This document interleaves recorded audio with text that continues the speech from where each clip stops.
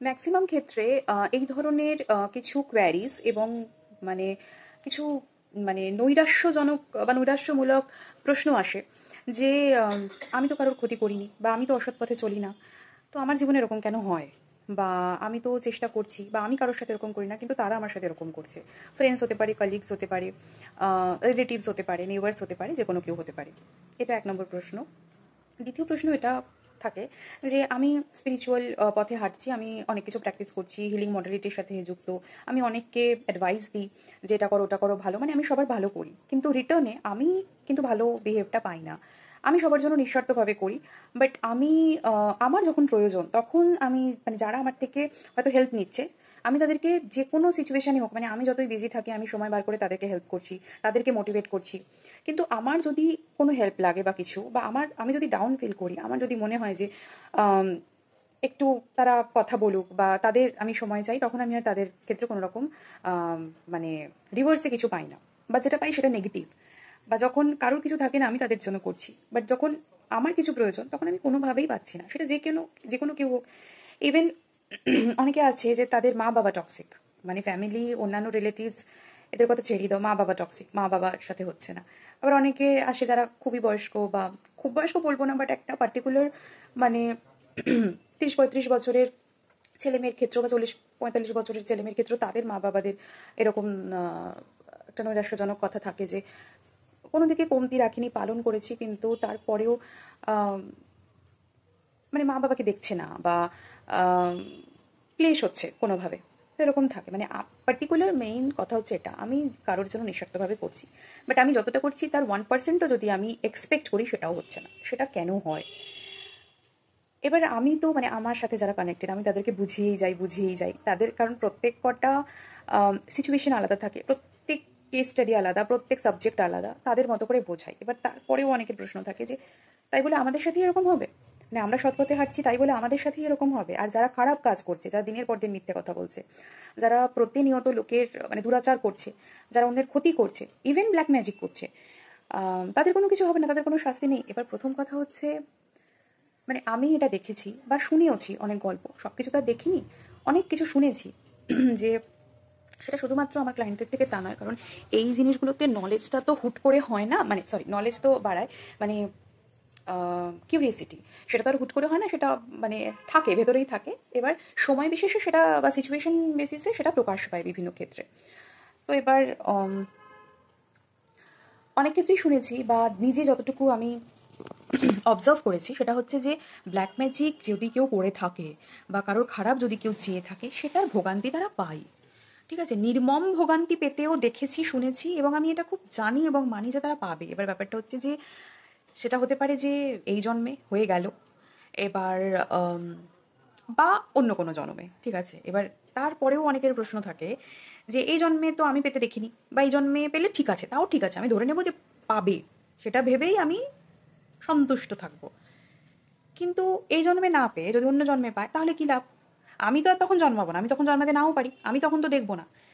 আচ্ছা, এইরকম যাদের চিন্তা ভাবনা, তো তারা নিজেরা যতই নিজেদেরকে ভালো মনে করো না কেন, তাদের মনের মধ্যেও তো এরকম, কিন্তু আমার নিজের অনেক ক্লায়েন্ট রয়েছে যারা এরকম কথা বলো, বাট আমি কাউকে উদ্দেশ্য করে বলছি না, কারণ সে একজন নয়, অনেকজনের মতেই এটা, অনেকেরই কথা, কারণ তারা খুব বীতশ্রদ্ধ হয়ে গেছো বা বিরক্ত হয়ে গেছো যারা ক্ষতি করছে তাদের প্রতি, বা ঈশ্বরের প্রতিও, ঠিক আছে, কারণ তার প্রতিও অনেক রাগ অভিমান জমা হয়ে থাকে যে অনেক কিছু হয়তো খারাপ ঘটছে তোমাদের জীবনে সেই কারণে। তো সেক্ষেত্রে তোমাদের এটা থাকে যে এটা কোয়েশ্চেন থাকে যে তাহলে আমার কি লাভ যদি অন্য কোনো জন্মে পায়? তো তোমরা দেখো, আমাদের না প্রত্যেকের মধ্যেই একটা পাশবিক দিক রয়েছে, ঠিক আছে। আমরা যতই ভাবি যে আমরা বিশাল ভালো, বিশাল সৎ, কিছু না কিছু তো করেছি, বা কিছু না কিছু পাশবিকত্ব রয়েছে বলেই তো এই যুগে জন্মেছি, সত্য যুগে জন্মাইনি।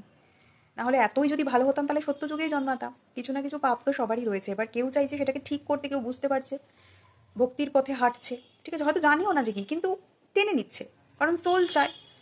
তো ভক্তি তারাই টেনে নিচ্ছে। অনেকে বলে না যে কেউ পুরী গেল বা যে কোনোই টেম্পল ভিজিট করছে, তারা বলে যে যার টেম্পল ভিজিট করছে সে ডাকছে, কেদারনাথ যাচ্ছি, তো শিব ঠাকুরই আমাকে নিয়ে গেল, শিব ঠাকুরই ডেকেছে বলেই আমি যেতে পারলাম, ঠিক আছে, সেটা অবশ্যই ভালো। বা বৈষ্ণোদেবীতে গেল, বৈষ্ণোদেবী ডেকেছে বলেই আমি যেতে পারলাম, নাহলে তো আমার খুব একটা সুযোগ সুবিধা ছিল না, এটা অনেকে মানেন, অবশ্যই তাই। কারণ টেম্পল বা বিভিন্ন যে জায়গা, সেই জায়গাগুলো এমনই, তার ভাইব্রেশন, তার এনার্জি এমনই, সেই এনার্জিগুলো আমাদেরকে অ্যাট্রাক্ট করে ডেফিনেটলি। তো কোথাও না কোথাও বাক্যটি আক্ষরিক অর্থ খুব একটা বেশি বিজ্ঞানসম্মত না হলেও অন্তর্নিহিত তাৎপর্য ডেফিনেটলি রয়েছে। তো এনার্জি আমাদেরকে অ্যাট্রাক্ট করে বিকজ আমরা কোথাও না কোথাও বা আমাদের সাবকনসিয়াস মাইন্ড ওই এনার্জিতে ট্যাপ ইন করতে আমরা চাই। তো সেই জন্য কিন্তু ওই ফ্রিকোয়েন্সিতে আমাদের যাওয়ার ইচ্ছে থাকে, সে কারণেই আমরা চাই।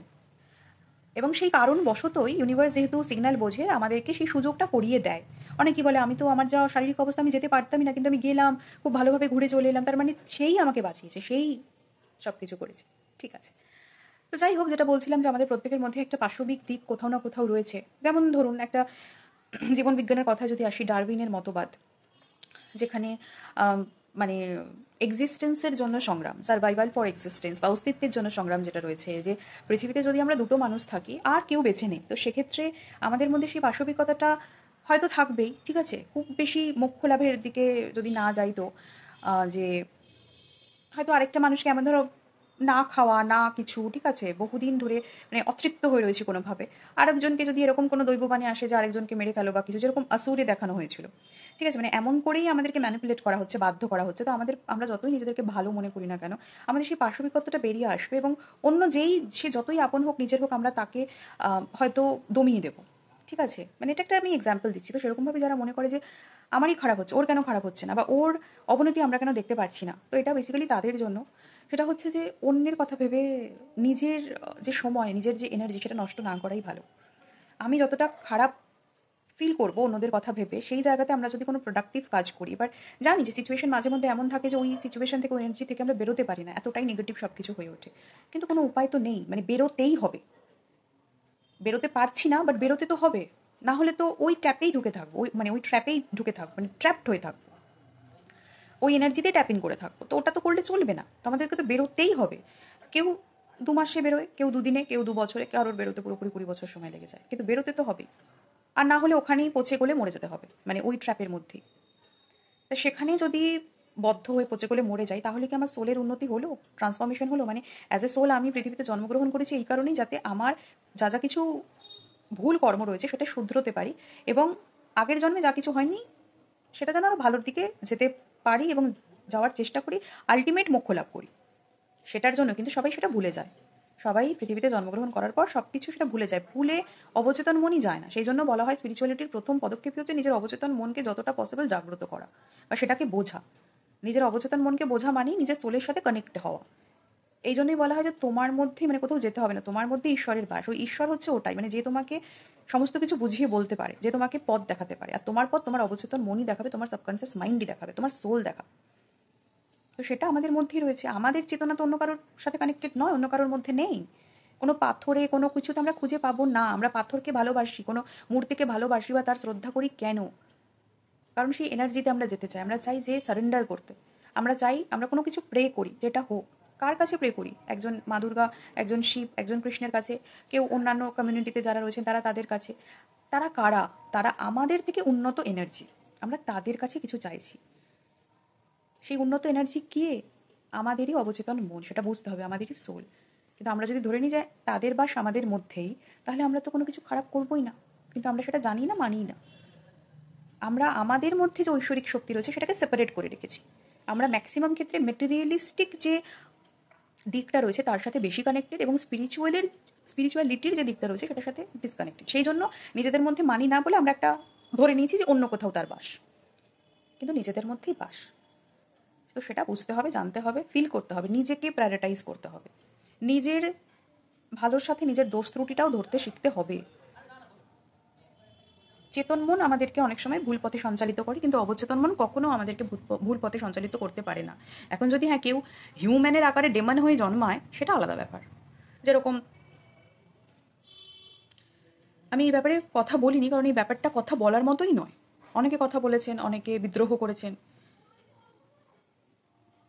কারণ এখন কথা বলার সময় তো শুধু নয়, এখন অ্যাকশন নেওয়ার সময়। যেরকম তিলোত্তমার কাহিনী, তিলোত্তমার ঘটনা, এত কিছু হলো, তার রেজাল্ট জিরো। নেগেটিভে, সরি, জিরো নয়। কারণ কি, যে এত কিছু হওয়ার পরেও আবারও সেই ঘটনার পুনরাবৃত্তি ঘটছে, আবারও কোনো দ্বিতীয় তৃতীয় চতুর্থ তিলোত্তমা হচ্ছে। তো এর তো চলছেই। তো মানুষের মানে পাশবিক আচরণ তো হ্রাস পাচ্ছে না কোনোভাবে। তো আমরা আমাদের মধ্যেই পাশবিকত্বকে যদি দূরে সরিয়ে ঐশ্বরিক শক্তির সাথে কানেক্টেড হই, তাহলে আমরা পারবো অনেক কিছুই। এবার যারা যারা করছে এই জিনিসগুলো, তারা তো ডেভিল ডেমনেরই রূপ। তাদের মধ্যে তো কোনো কম্প্যাশন নেই, আম, তাদের মধ্যে তো কোনো ইম্প্যাথি নেই। তো তারা তো ক্রুয়েল। তো তারা মানে এক একজন মহিষাসুরের মানে সিম্বলাইজড আর কি রূপ। যাই হোক, তো ওটাই বলছি যে কার কি হলো, কে কতটা কি রেজাল্ট পেলো সেদিকে না দেখে যে যা করছে করুক, আমি কতটা প্রোগ্রেস করতে পারি আমার লাইফে। হয়তো আমি প্রবলেমের জন্য স্ট্যাগনেন্ট একটা ফেজে রয়েছি, কোনোভাবেই আমার কিছুই এগোচ্ছে না, তখন একমাত্র স্পিরিচুয়ালিটি বাঁচাতে পারে। সময় লাগবে, বাট আস্তে আস্তে আস্তে আস্তে মানে এটা ছাড়া অন্য কোনো উপায় নেই। আপনার কোনো ফিজিক্যাল প্রবলেম হলো, আপনি মেডিসিন নিলেন, কোনো অ্যালোপ্যাথি ডক্টরের কাছে গেলেন, ম্যাক্সিমাম ক্ষেত্রে সবাই তাই যায়।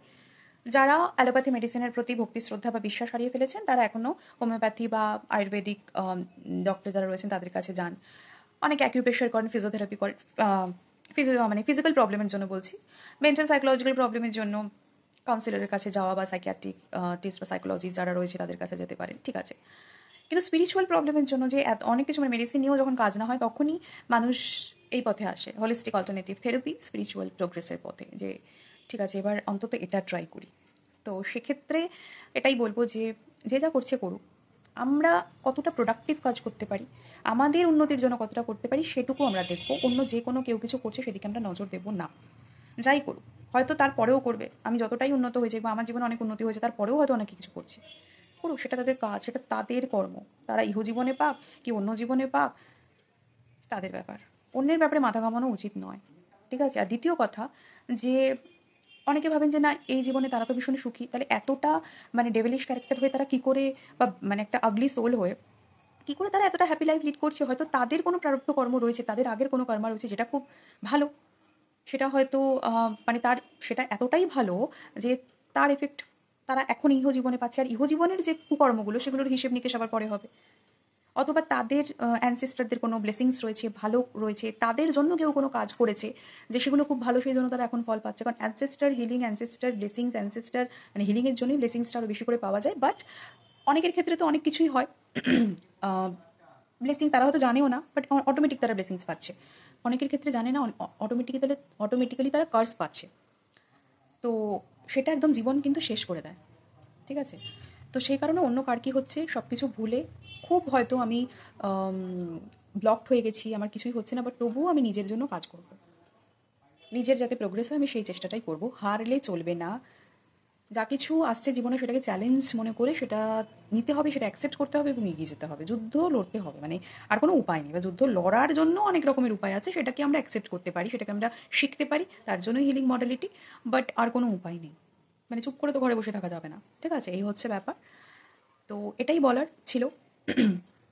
তো নিজের জন্য করতে হবে, নিজের ফ্যামিলিকে প্রোটেক্ট করতে হবে, এবং এতটাই ভালো কাজ করতে হবে যাতে শুধুমাত্র নিজে নয়, আগামী যারা প্রজন্ম রয়েছে তাদেরও যেন বেনিফিটস হয়। মানে আমরাও তো একটা একটা সময় গিয়ে আমরাও কারো না কারোর অ্যানসেস্টার হয়ে যাব, আমরা কারোর প্রয়োজনই হব। তো সেক্ষেত্রে আমরা এমন কিছু করব, এমন ভালো কর্ম যেন আমাদের খাতায় হিসেব নিকেশে থাকে ওপরওয়ালার কাছে, যে আমাদের কৃতকর্মের যে আশীর্বাদ, সেই আশীর্বাদ স্বরূপ আমাদের যারা নেক্সট জেনারেশন তারা যেন সেই বেনিফিটসগুলো পায়। আমরা তো থাকবো না, আমরা হয়তো দূর থেকে দেখবো, দূর থেকে বুঝবো, কিন্তু আমরা যদি দেখি যে তারা কষ্ট পাচ্ছে, তখন তো আমাদের ভালো লাগবে না। তো সেই কারণে আমরা এমন কিছুই করব যাতে আমাদের বেনিফিটস হয়, এবং তার পাশাপাশি আমার জেনারেশনের যারা আমার ব্লাড লাইনের যারা, তাদের হিলিং হয় এবং অন্যান্য সবার হিলিংই হয়। মানে আলটিমেট আমার নিজের একার হিলিং মানে আমরা তো কোথাও না কোথাও ইউনিভার্সিটি সন্তান, তো তারও হিলিং হচ্ছে, ঠিক আছে, সেটা মাথায় রাখতে হবে। So we all are healer. যারা এই পর্যন্ত ভিডিওটা শুনেছেন তারা প্রত্যেকেই হিলার, তাদের মধ্যে প্রচুর পেশেন্স রয়েছে, তো সেই জন্য আমার এই ভিডিওটা তারা শুনেছেন। তো আশা করি কিছু তথ্য আপনাদের কাছে পরিবেশন করতে পারলাম, আশা করি কিছু কথা আপনাদেরকে বোঝাতে পারলাম। পরবর্তীকালে চেষ্টা করবো আরও কিছু কেস স্টাডি নিয়ে আলোচনা করার, মানুষের থট প্রসেস নিয়ে আলোচনা করার, কীভাবে আমরা চিন্তা ভাবনা করবো যাতে আমরা ভালোভাবে বাঁচতে পারবো, মোটিভেটেড থাকতে পারবো in each and every day in our life. তো ভালো থাকবেন, সুস্থ থাকবেন এবং সকলকে ভালো রাখবেন।